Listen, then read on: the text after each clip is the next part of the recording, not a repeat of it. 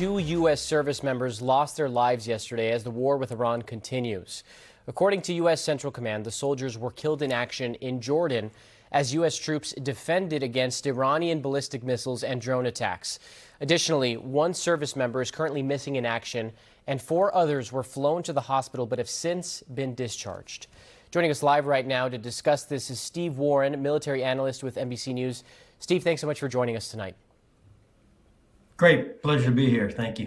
So, Steve, I wanted to start off with your assessment of where things stand with this conflict right now. So much has been made about that peace deal that was struck last month.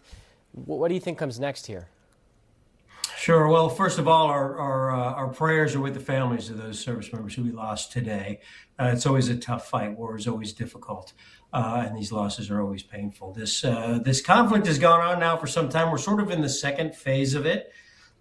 This strike on a Jordanian base or a U.S. base in Jordan does not really change the military math on this, but I think it does change the political calculation. This gives the president an opportunity to increase the level of violence that he uses, but simultaneously, it's probably going to increase the pressure that the president feels to bring it to a close. More broadly, the overall goal here is to really drive the Iranians, I believe, to the table and get that Strait of Hormuz open as soon as possible. Steve, how concerned are you about the possibility of more U.S. troops potentially being killed as things could intensify in the region?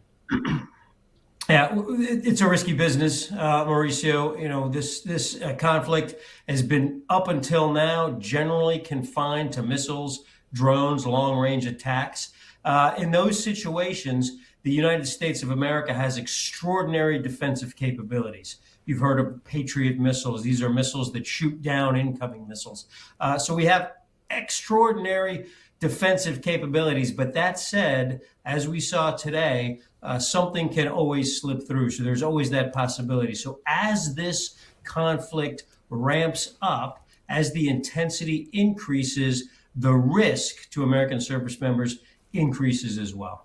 And Steve, just quickly here, what are you going to be watching for over these next 24 to 48 hours with this conflict?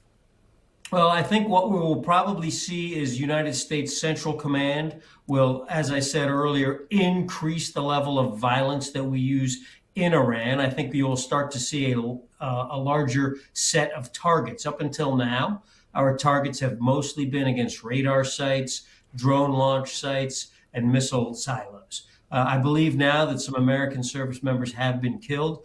I think you will start to see our strikes focus on Iranian troops and Iranian military personnel. There is still so much to track with this ongoing conflict. Steve Warren, we appreciate your time. Thanks so much for joining us tonight. Thank you very much.